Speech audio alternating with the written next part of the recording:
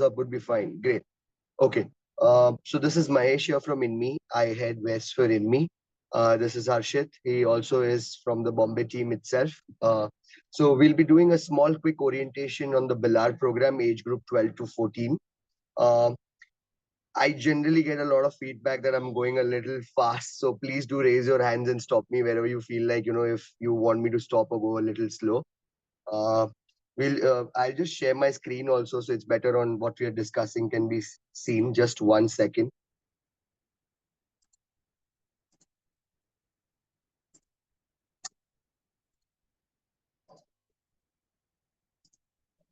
Is my screen also visible to all of us?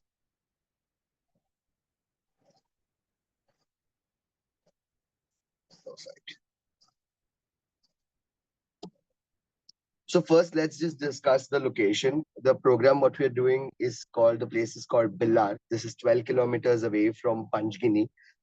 Exactly, if I had to tell you map-wise, this is the Mahabaleshwar Panchgini border. We are right at the center. It's a beautiful campsite on small elevation on top of a hill, beautiful sunrise, sunsets. We've got strawberry fields around us and a view of the Western Ghats. So we have a football court with an entire valley view. It's a beautiful campus that we have there. Especially apart from sunrise and sunsets, what we're going to enjoy is some fireflies in the night. That's one another beauty of the campsite. Now here for this age group 12 to 14, the challenge level of the program is going to be intermediate. So if some of the kids who've done programs within me before in the 9 to year age category, if you remember, there are 4 activities that you do at one day each. But here it's a 12 to 14 program. The challenge is a bit intermediate. So we'll be choosing combination of 2 activities. The first choice is rock climbing and backpacking. The second choice is ropes course and outdoor survival. So I'll just go into a little detail and brief of what these activities are. Now, rock climbing, I'm sure every one of us has seen how rock climbing works. But just to give you a small brief on how the progression works on the Bhillar camp, we'll be starting first with bouldering. Now, bouldering are 10 feet rocks where you understand the grips and basics of rock climbing with mats and spotters, which is people helping you with support. The next day, then the kids go on a 25 feet rock phase and rappel down and do jumaring as well. Now here we've got an interesting activity where the kids rappel down and then there's a caving experience that they do for Bhillar. Caving as in there's a 1 kilometer patch where you squeeze yourself, get up, get down, and you have to clear a patch. So that's the rock climbing activity that we have here, which will grow day by day in terms of progression of challenge. Now, the second activity here in that combination is backpacking. Now, backpacking is a trekking based activity. It's when you have all the resources. They'll be taught how to pack a rucksack. These are separate rucksacks that will be provided on campus to the kids for this activity, not the ones that they're carrying from home. The idea will be they'll learn how to equally distribute the weight amongst themselves. Just to give them a bit of a challenge, we'll be carrying 1/3 on their body weight. I have instructors and porters who will carry all the heavy stuff, but things like utensils, rations, certain things which we can give a kid as a challenge to just put on a rucksack and go near to the vicinity of a camp for a small backpacking trip. That's what we are going to do. Now, backpacking has a night out element where we will take all these resources, learn things like tent pitching and packing these bags and planning your trek in the morning. And in the night, we actually step on a night out where 30 or 20 minutes away from the campsite, we go on a place where we do pitching of our tents, cook our own meals, spend the night under the sky, do stargazing, and come back the next morning for breakfast to the camp. Now, this is the first combination, rock climbing and backpacking, that the kids can choose. The second one is ropes course and outdoor survival. Ropes course is pretty similar to rock climbing, but instead of just specifically rock climbing, there are high and low rope elements 3 feet above the ground and 30 feet above the ground, which are already set on camps. To give you an example, there might be certain things that you might have done on family holidays, like a zip line or a Burma bridge or a friendship ladder. So these are these kind of rope elements, fun elements set for kids, with challenge on campus. The second part here is outdoor survival, which is again a trekking based activity, but this is completely opposite to backpacking. This is when you don't have resources. Outdoor survival is more focused on building survival skill set when you don't have resources. For example, kids learn how to find directions without a compass, or kids also learn, how to light a fire using a flint when you don't have a matchbox. Things like that. It's more of a day out element. There is no night out here at outdoor survival. So these are the two combinations that the kids have here to choose. And I would suggest that the kids choose their activities before going on program. Just taking the liberty to let you know that it's very difficult for us to change the set of combination that a kid has chosen while on campus, because what happens is you've already missed the first day of training of rock climbing. If you're in ropes course, and then if you want to go there, you've already missed the introduction. So it's better that we are pre-prepped. The child is, had made this decision before going on program. Even if right now you've chosen some activity and you want to change it, it's still possible, but would want to avoid changing activities at campus. Just a quick question. Any questions on the combinations of the activities? Are we clear on the activities, everyone?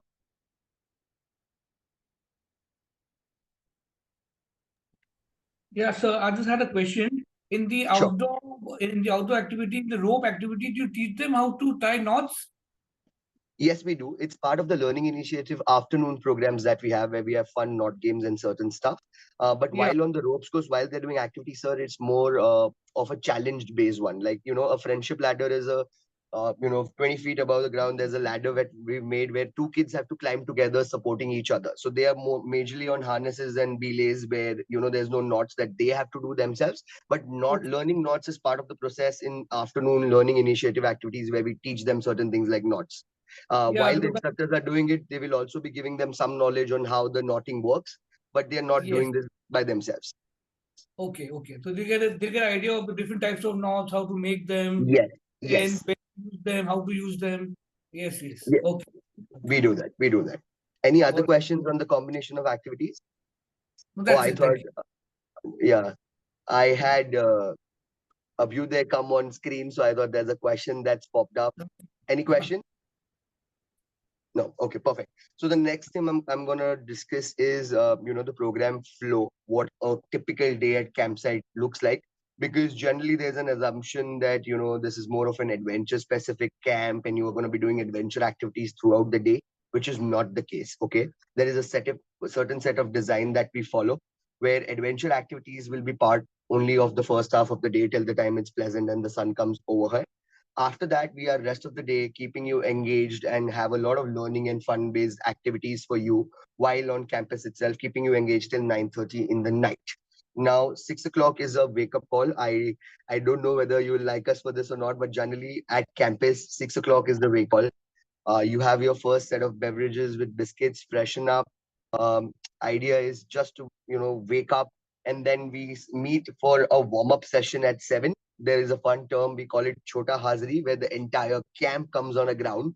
Now, sing along songs, do as I say, fun games, activities, lot of things designed every morning for us, where we will have fun, but we'll not realize that we are getting physically warmed up for the activities that we are going to be doing later. Okay. So this is just a warm up session that we do. Now, after that, it's followed by breakfast. Post breakfast, we try to aim to go on this adventure activities, rock climbing, ropes course, backpacking, outdoor survival we discussed by 8:39. Okay. Those activities continue till 12:30. We are aiming to come back on campus by 1 o'clock. 1 o'clock is lunchtime. Post lunchtime, there's some free space that we get for bathing and chilling before we step into the indoor activity session. Now the idea is, though it's Panchgini, though the climate is pleasant from 9 in the night to 9 in the morning, once the sun is overhead, the campus does get a little hot. We are in Maharashtra. So the idea is that then from 2 to 4, we shift into indoor shaded areas. These are built-in sites at the campsite, or we have shaded areas, made outside at the campus ground also for us.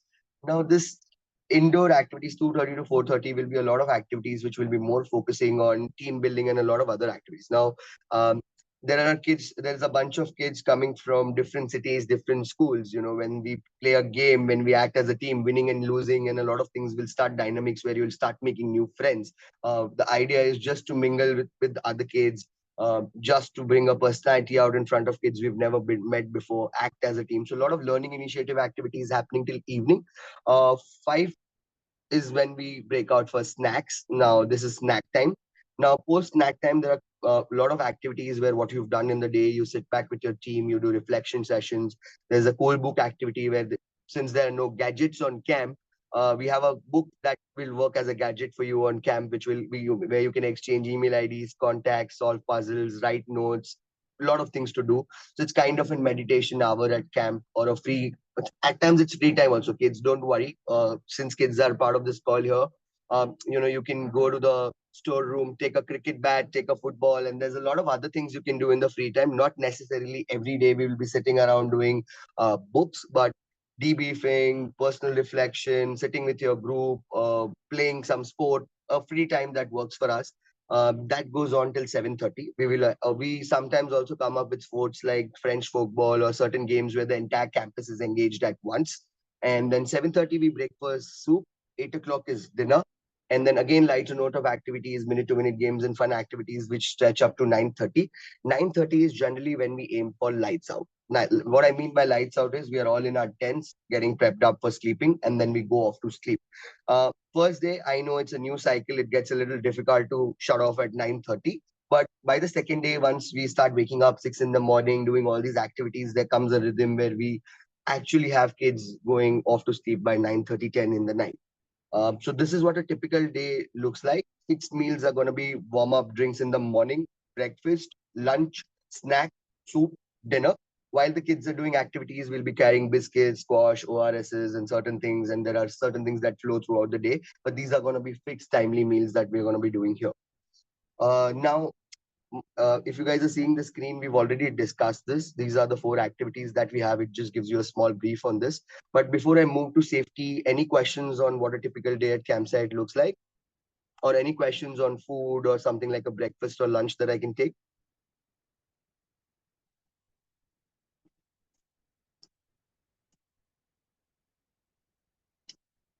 No questions? Can we move forward to the safety?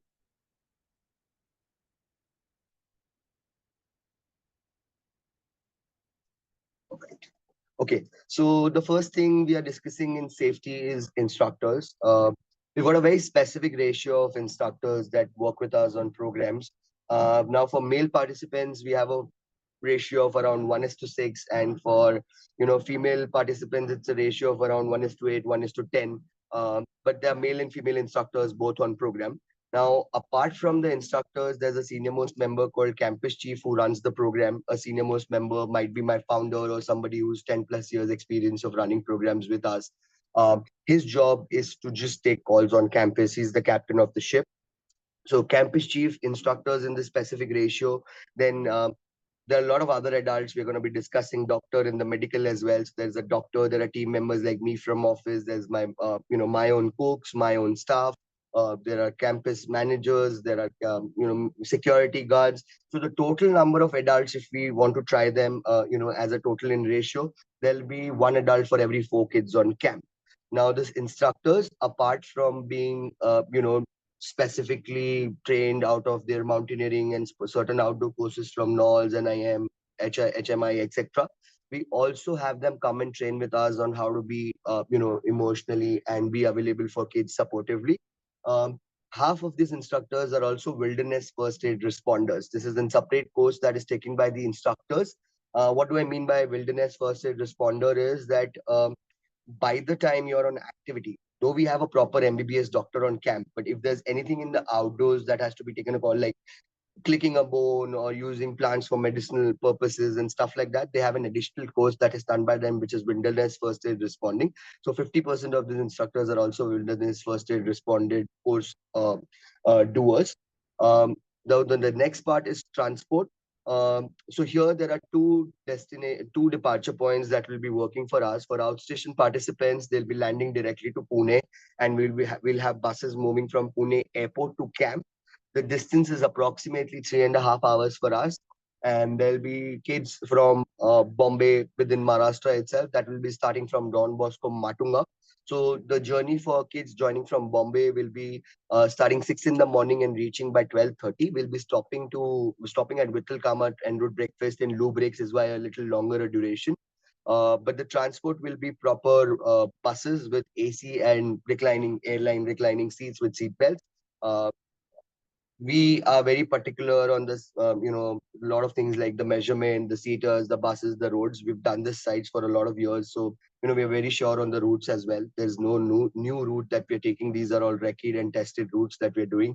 So a lot of SOPs, I'm not getting into detail like driver check, seat belts, and a lot of things are all Inme standard, even on the transport front of it. Next is equipment. We've got, some great quality of equipment, Australian standard. They're regularly audited. We check and change them every 6 months. Unlike any other place, we have a complete authority with our instructors to ask for a new one, replace or take a call on an equipment by themselves. Uh, you know, uh, so equipment is something that we are very thorough with. We keep in check every 6 months. There's no equipment that has been used for more than 6 months. Next is medical. Now, medical, if you remember, while filling the application form, we've taken an extensive application from you, which is blood groups, allergies, some history of bedwetting, sleepwalking, or maybe any condition that Inme needs to know. The purpose being, we have a proper MBBS doctor on camp with a medical camp available at the campus itself. Now, the strength of this medical camp, anything symptomatic, my doctor can treat it right there, from nebulizers to injectables to general medicines to crepe bandage. Everything is available with us on that camp. The doctor is available 24/7 for the entire duration of camp while your child is at campus. In case, apart from anything symptomatic, if it comes down to taking an X-ray or something which is in diagnostic front, we have an emergency vehicle on standby at campus, and the nearest hospital is 30 minutes here from Panchgini, and we're very well familiar with it, so we will do that. Uh, in case if there's any medical emergency where if it's something that I can treat it in the next 1 hour, or it's something as simple as a diagene or something, we will not panic you with anything. But the moment there's anything where a medical emergency needs to be addressed by the doctor, or if we need to have an diagnostic X-ray or something, then we'll completely involve you. There's a lot of transparency. We have doctor logs coming daily. We'll be keeping you posted. In fact, my team will be calling you up for something as small as a tetanus shot also. I'm just giving an example. Your child is on campus, gets bruised or scratched by a steel item. If you've not mentioned the tetanus shot administered last on camp, my doctor will call you up and ask you that we are administering this. What was the last day? So these all conversations will happen with you. There'll be complete transparency on the medical front of it. Um, any questions so far on instructors, equipment, medical transport? Yes. I have a question on transport. How long will the entire ride be to the camp? Can you repeat? I couldn't hear you well. Sorry. I was asking how long would the entire ride from the spot where we all are getting in the bus to the camp be? Okay. So you're joining from Bombay or Pune? Are you aware on that? Bombay. So you start 6 in the morning and you reach by 12:30. It's going to be a 7 8 hour journey that you're going to be doing. Okay. And Thank you. while on return, also you leave post lunch and you're back in Bombay by 10 o'clock. So it's the same journey. The only thing that changes is while going we stop for en route breakfast. While coming back we stop for snacks. Thank you. Sure. Which are Any the other pickup questions? points in Bombay? Only one, sir. So arrival and departure point will be Don Bosco School, Matunga. We'll be sharing this Google Pin location with you as well. Okay, thank you. Sure. Any other questions on instructors, transport, equipment, medical?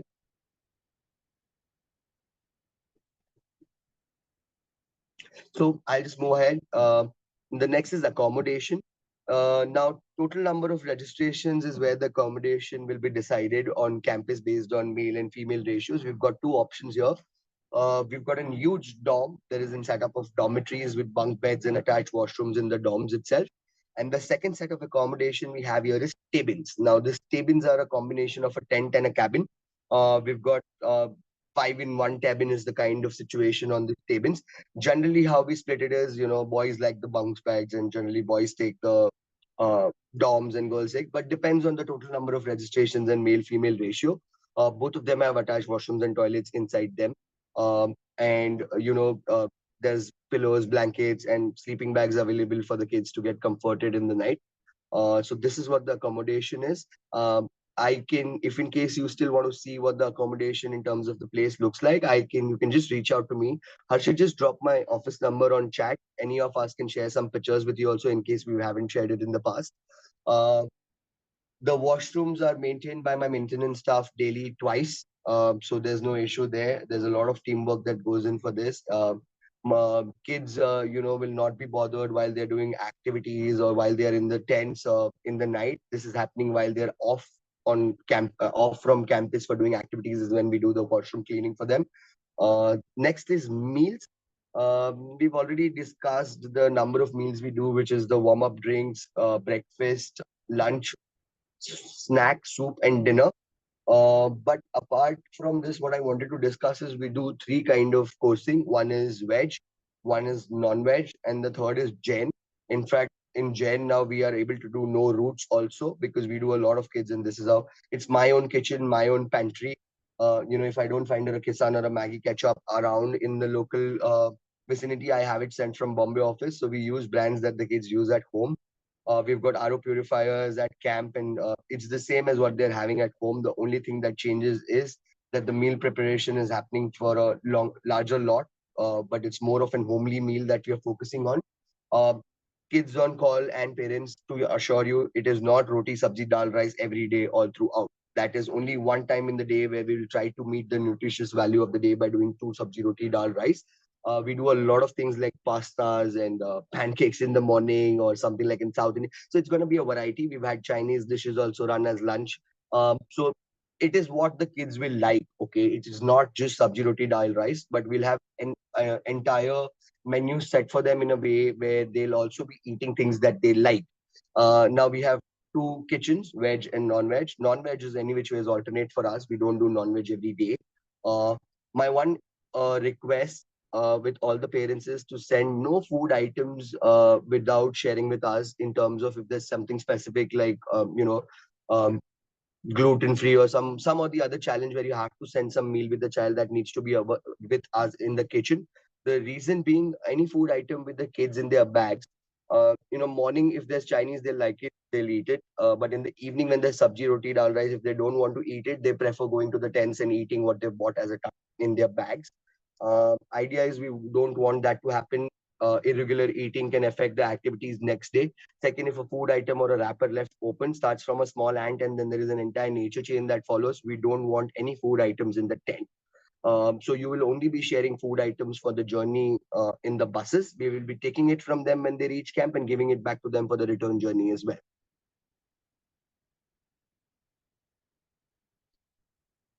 So this is the travel plan.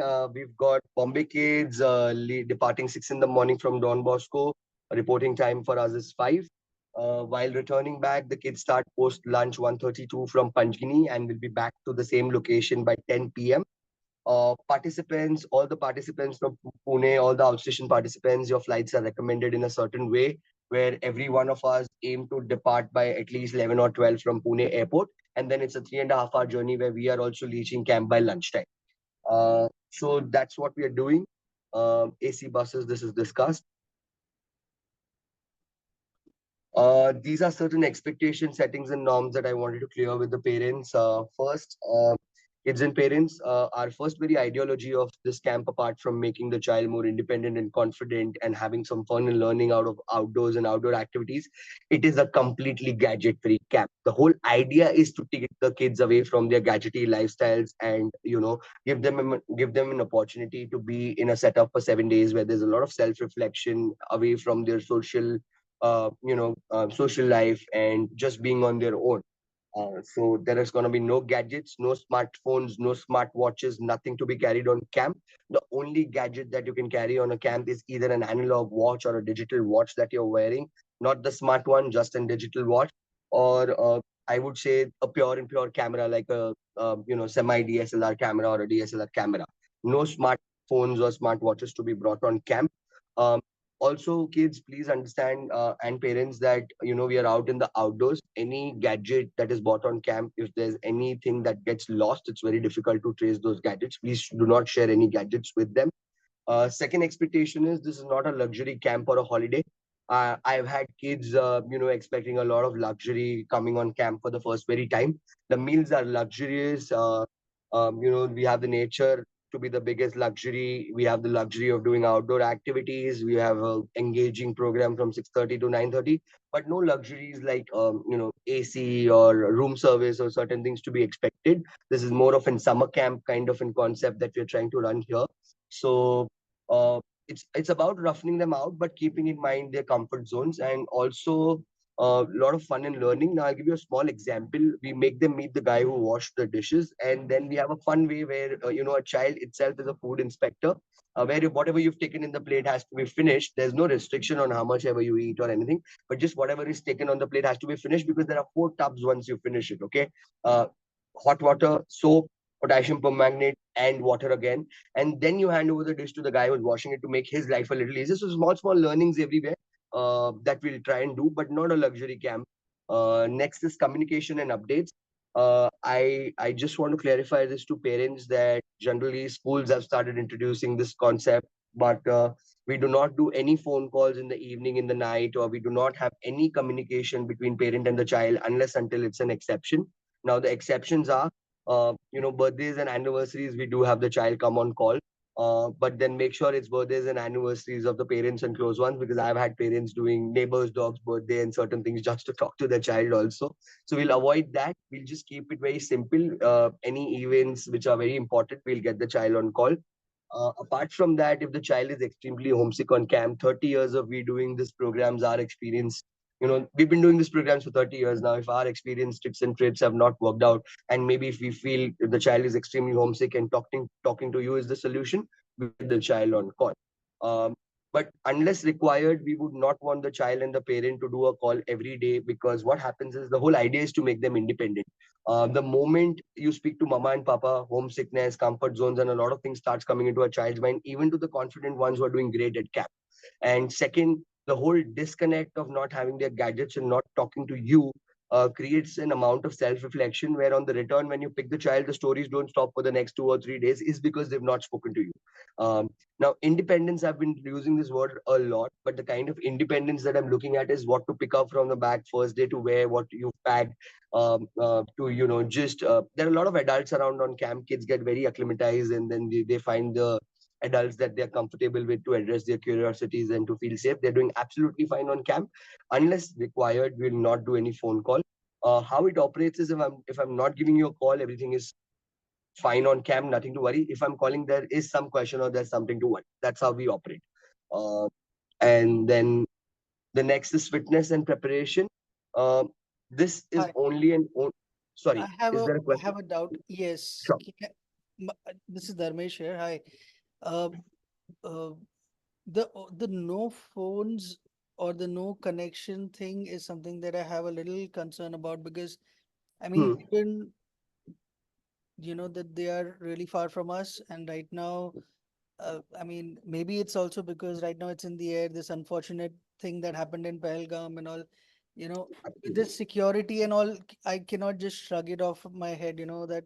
So is it, Hmm. see, I understand completely your policy is that, you don't want parents bugging every hour, calling and all that. And I don't intend to do that also, you know, but, Ma'am, but it's what, not in that sense. Sorry to cut it's you, but my only thing is that I yeah. want my child to have a phone on her from a very security point of view. She is not somebody who's addicted to the screen or on WhatsApp or whatever. This is, in fact, I don't mind giving her one of those old dabba phones which does not have a screen only. Uh, so dabba phone से भी क्या होता है ना ma'am? What happens with a dabba phone is, while the time she's liking rock climbing, things will be fine. But the moment she wants to avoid backpacking night out, if that fear set in, that phone really becomes more of a zid or an access to call the parent, or to become majorly to talk to the parent and get out. So there's a lot of other behavioral science reasoning. I will just give you one more assurance right now. Mm. Keeping that sensitive topic in mind, ma'am, I understand where you're coming from, but we do daily updates ourselves. The child doesn't have a phone is something that we are doing as a policy to make them independent and confident, but I'm not taking away a parent getting the child's update daily. So how we do the updates is, daily we'll be updating you 11 in the morning and 6 in the evening with a brief detailed update on what the weather is, what the kids have eaten, what they're doing as an activity. And we'll also be sharing pictures with you, group pictures where you spot your child, and then activity pictures where you spot your child doing activities. No, no, uh, I understood that. Sorry to cut. yeah, No, that, in fact, that I'm completely okay with. In fact, I'm yeah. also okay if you don't update and all. It's not for the update.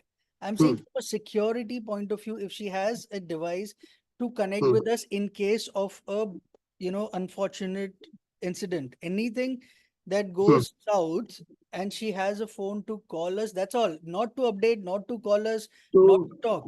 I so please. understand you will update Hmm, us, and even if you don't hmm, update, I'm okay with that, because hmm. update is not what I'm looking for. This is only security point of view, that sometimes I don't know what circumstances could happen or may happen, where if child has a phone, it could just help. That's all it is. We've Uh, had, Ma'am, I would like to say here that if at all there's anything that happens, you will get a call from my team. There are 25, 30 adults on camp with their phones, and the application phone numbers that you fill for yourself answers details on that form is something which is on a one-click access for the entire team. Now, for me, every child is the same. If there's a situation, I would not look at with one child having a double phone. I will look at the whole campus to be secured at once. So we'll take care of this. We'll take care of this in our own way. We'll be calling you. You can, in fact, I'll tell you what you want to do with the child in terms of a security of having a phone there. You can just have this phone call come to us also while your child is on program. You can call any of our office numbers any hour and get an update. What the update you want.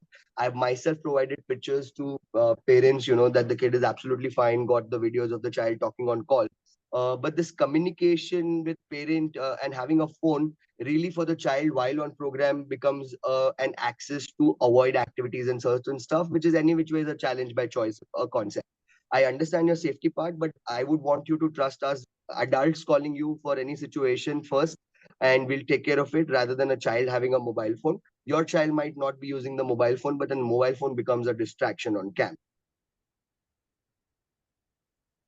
Hmm.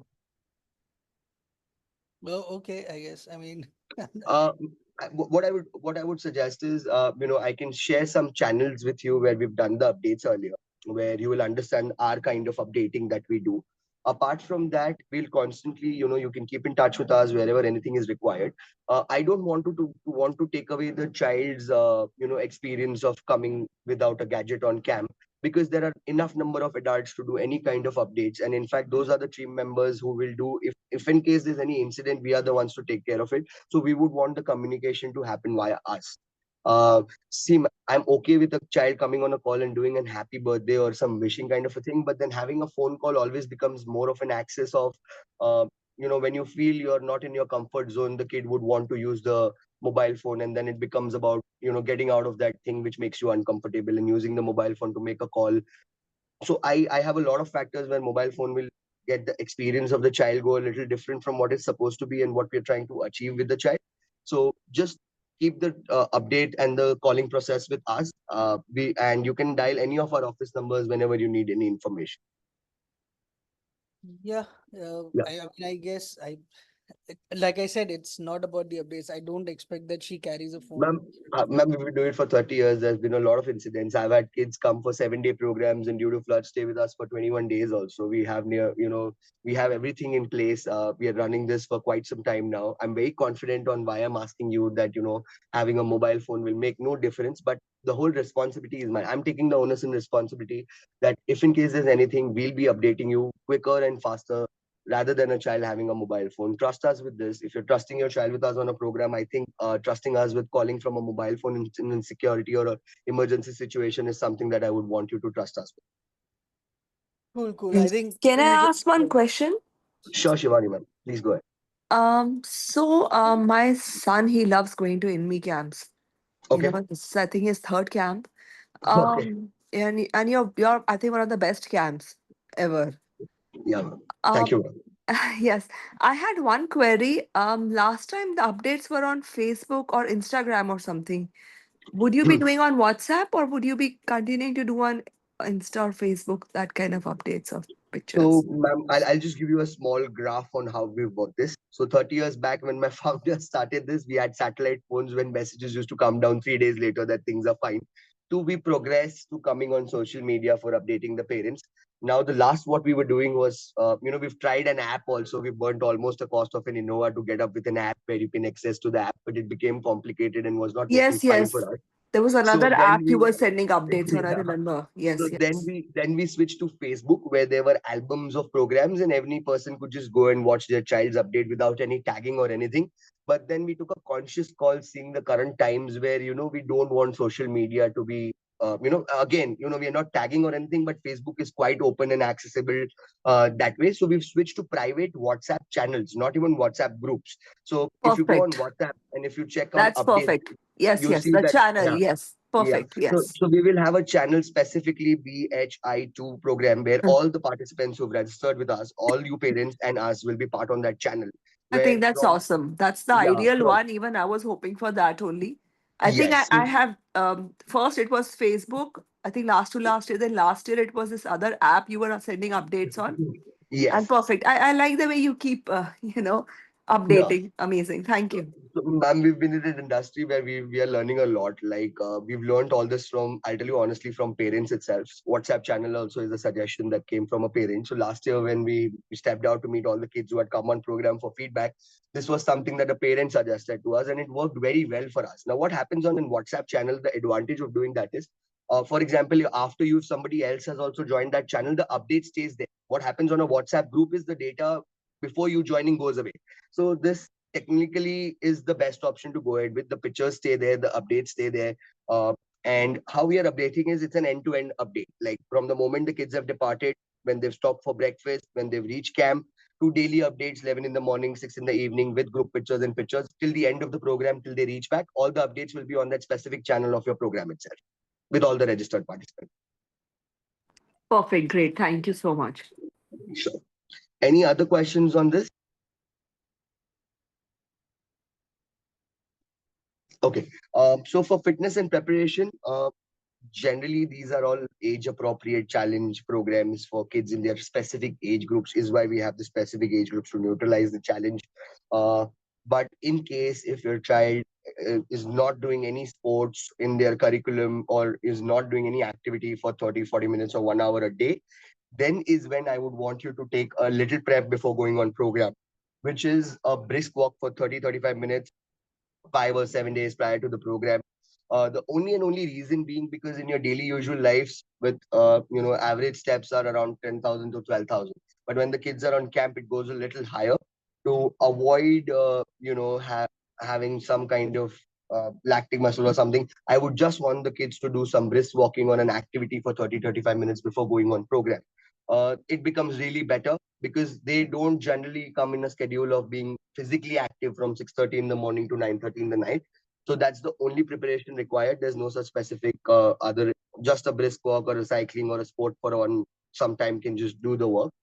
Uh, so we've got so this is one another very important aspect that I wanted to discuss, that we've got a zero tolerance for bullying and indiscipline. Uh, it would be very dishonest of us to have one of the world's best adult to child ratio and say that bullying doesn't happen on camp. It's just like school. There's quite a possibility for this to happen. It's very minimal because we have an adult to child ratio of 1:4, and the daily structure from 6:30 to 9:30, where I can hardly have them 2 hours on their own, which is their me time and playtime, lunchtime and playtime. But yes, while the kids are in tent, we are next to them in the next tent, but we don't sleep with them inside the tents. There'll be a lot of place where kids can be kids. So this is something that we are reiterating here in the orientation. When we have the kids on board reaching campus, we'll be reiterating the same to them as well. We've got a zero tolerance policy for bullying and indiscipline. Now, there are two conversations to make here. This is for you to tell your child that let's not do this.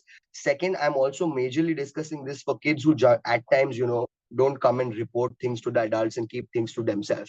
As parents, I want you guys, if your kid is going on a program for the first time, if you feel that your kid is on that side where a kid doesn't share immediately, just keeps taking things what is happening, you need to reiterate this to your child that there are a lot of adults on camp. From a small bug entering your tent to a point of if somebody creating any kind of discomfort for you, you have to go and report to the adults on camp. The action will be immediate. We are very well capable of sending kids back and doing whatever the steps are required. We've got a zero tolerance, but we would want the kids to come and report to us. If the kid comes back after a few days and then shares it with us, the action whatever will be taken is not that effective, but it's better if the child comes and reports to us. Generally these cases have been very minimal. We don't have this these kids are coming from similar IB schools, and they're coming from a lot of similar places. But again, a naughty kid can be a naughty kid at times, and these are kids, and this is a younger age group. So what I would want you parents is to reiterate this to your child. We'll be doing the same on campus. We'll keep a complete eye on this, but in case if there's anything that we've missed out on, but the child needs to come and report to us on camp. It is just like school. It is just like school. The next is no junk food or tuck. As I mentioned earlier, please do not send any extra food with them. Kids, do not hide any kind of chocolates or chips or anything that you like in the tent with you. The idea is a small aroma or a small wrapper left open. You'll have a lot of ants and other things following in your tent, which we don't want to happen. Second is money. From the moment I pick your child up at Don Bosco at 6 o'clock to dropping them back at 10 o'clock, the only place where your child can spend any money is there is a small merchandise store at the end of the program where they can buy some bandanas or t-shirts from Inme if they want to like. Otherwise, rest everything is taken care of. My buses are loaded with chips, muffin, fruits, water. We stop to I know the breaks also en route while going. We stop at Whittle Kamat for breakfast and then we reach campus for lunch. From there to coming back, we stop to McDonald's for snacks and then come back here after lunch when we leave from camp. Everything is taken care of. There is no space where your child can spend any money. So don't send any extra money with the kids apart from that. Um, and kids, whatever you're getting in terms of wherever you're sharing your kids' Aadhaar card or wallet or anything important, please share it in a Ziploc with a name tag. We are going to be collecting this so the kids don't lose it on camp and handing over to them on the last day. Any questions so far?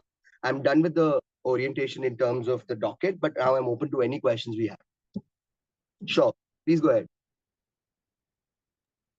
My question is, so if we feel like that we're responsible enough to keep our money with us, will we be permitted to keep it with us? Like we won't remove it, but we'll just leave it in our rucksacks. Yeah, works for me. Works for me. Okay. Any other questions I can take? We're open to questions now.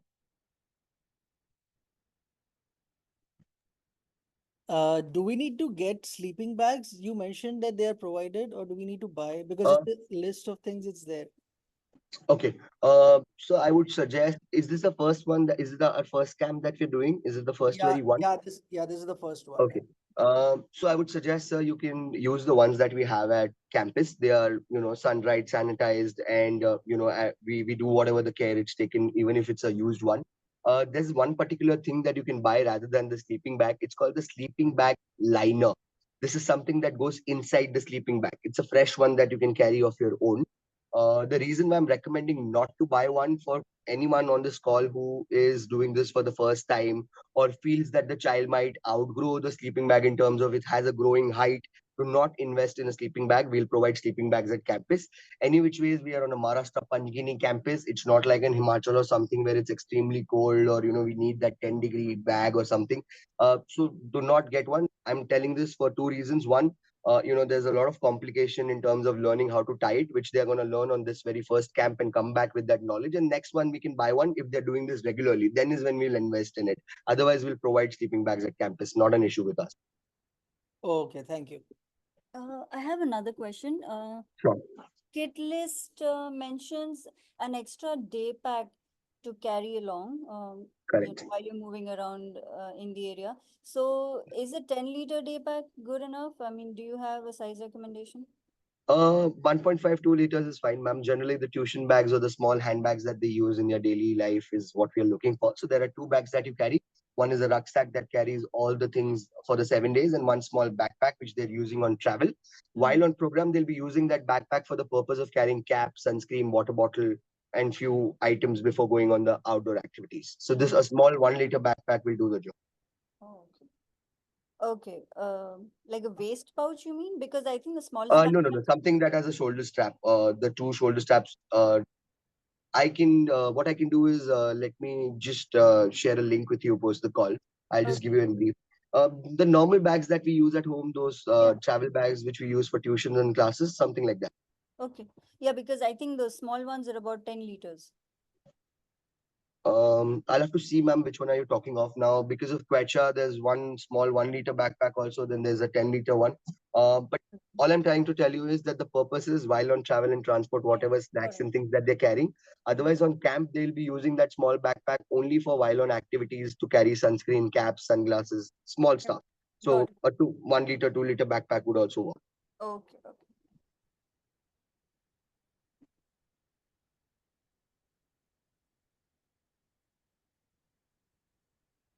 Any other questions we can have on the program?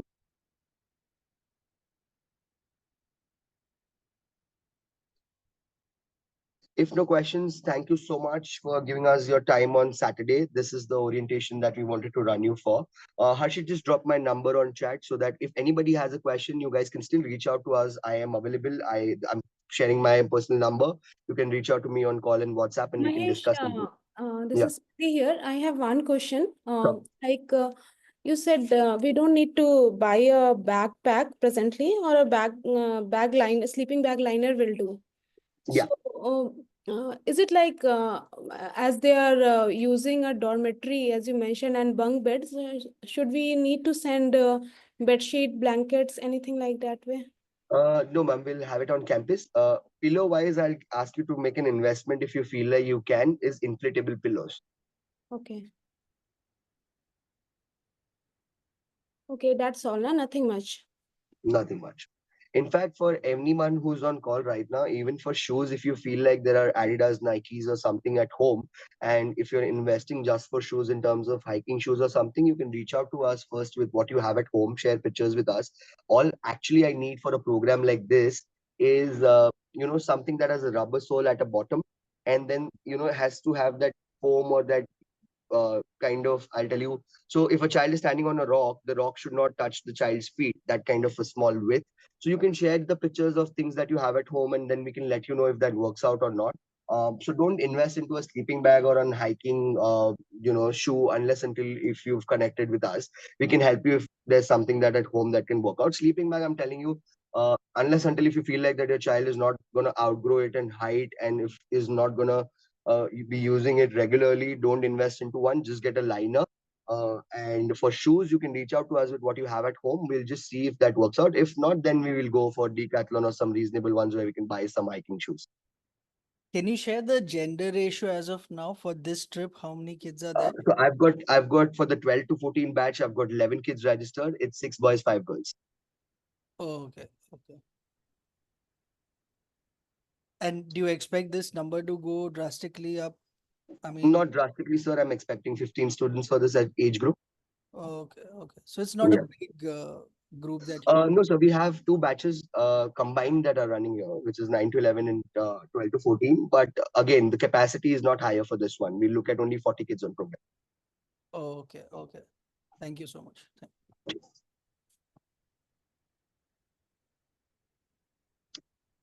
If no questions, we can end the meeting, and you guys can reach out to me on my personal number. But if any questions, we can stay back. No, thank you so much. Thank you. Thank you all. Thank you all. Thank you so much. Thanks. Welcome, ma'am. Thank you, Mahesh. Welcome, ma'am. Thank you, ma'am. See you. Bye. All the best. Thank you, ma'am.